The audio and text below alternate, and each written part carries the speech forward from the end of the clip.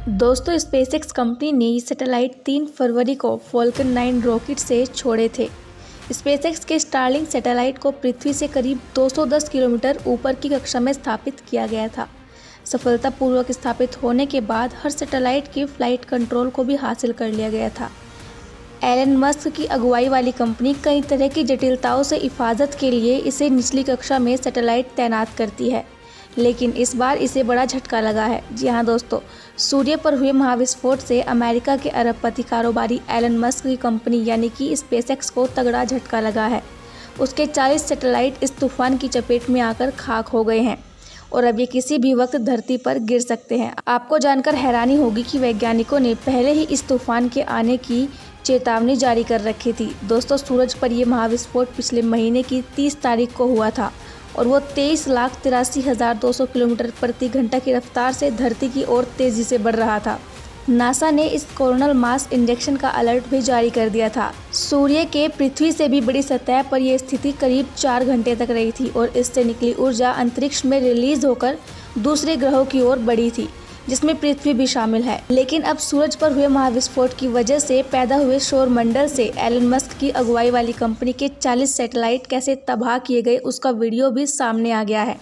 इस प्राकृतिक कहर का वैज्ञानिक उपग्रहों पर ऐसा असर हुआ है कि पुच्छल तारे की तरह आसमान में जलते हुए दिखाई पड़ रहे हैं। इस तरह के सोलर तूफान से एक बार में इतनी संख्या में सैटेलाइट का तबाह होने की ये पहली घटना सामने आई है। लेकिन सवाल ये उठता है कि इस घटना से अमेरिकी अरबपति एलन मस्क को कितना नुकसान हुआ है। क्या है ये पूरी घटना और इससे धरती को कितना खतरा है, इस वीडियो में मैं आपको बताने वाली हूँ, लिहाजा वीडियो को एंड तक देखिएगा। कैसे जले एलन मस्क के 40 स्टारलिंक सैटेलाइट। स्टारलिंक सैटेलाइट जलने का वीडियो आया सामने। दोस्तों, सूरज पर हुए महाविस्फोट की वजह से पैदा हुए सौर तूफान ने एलन मस्क की अगुवाई वाली कंपनी के 40 सैटेलाइट तबाह कर दिए हैं, जिससे एलन मस्क को एक बड़ा झटका लगा है। जी हाँ दोस्तों, इस घटना से स्पेसएक्स कंपनी को कितना बड़ा चूना लगा है अब मैं आपको बताने वाली हूँ। साथ ही इस घटना का वीडियो भी मैं आपको दिखाने वाली हूँ। दोस्तों, ब्रह्मांड का पूर्ण रहस्य अभी तक कोई नहीं समझ पाया है। एलन मस्क से जुड़ी स्पेसएक्स कंपनी के 40 स्टारलिंक सैटेलाइट के साथ लॉन्च के अगले दिन ही जो कुछ भी हुआ वो बहुत बुरा है।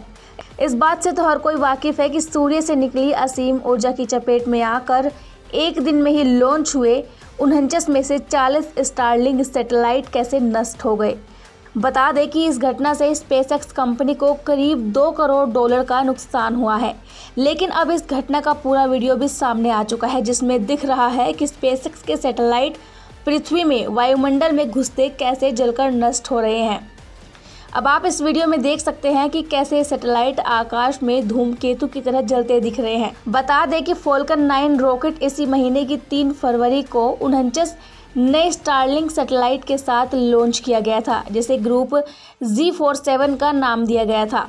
जबकि जनवरी महीने में ही सूरज की पृथ्वी से भी बड़ी सतह पर एक महाविस्फोट हुआ था और वहां से तेज रफ्तार में सौर विस्फोट अंतरिक्ष में फैलने लगा। ये सारे सैटेलाइट एक ही दिन बाद यानी कि 4 फरवरी को उस सौर विस्फोट की चपेट में आ गए। ये वीडियो सिर्फ एक स्टारलिंक सैटेलाइट पर टूटे सूरज के कहर का बताया जा रहा है, जिसे 7 फरवरी को प्यूर्टो रिको के एक नॉन प्रॉफिट ऑर्गेनाइजेशन के कैमरे में कैद किया गया है।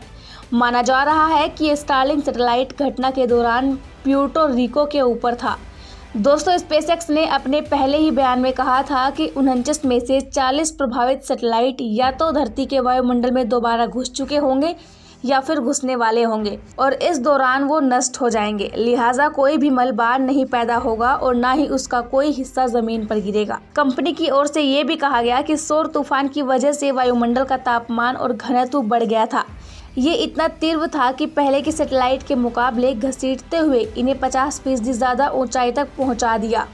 कोशिश की गई कि कागज़ की शीट की तरह उड़ते रहे, लेकिन ये पूरी तरह से सफल नहीं हो पाया। इसके अलावा नासा के स्पेस वेदर प्रिडिक्शन सेंटर के मुताबिक भूत चुंबकीय तूफान की वजह से धरती के चुंबक मंडल में बहुत ही ज़्यादा बाधाएं पैदा होती हैं। सौर तूफान की वजह से सैटेलाइट को तो नुकसान होता ही है, ज़्यादा गंभीर स्थिति में GPS सिस्टम भी प्रभावित हो सकते हैं और यहाँ तक कि पावर ग्रिड भी बंद हो जाते हैं।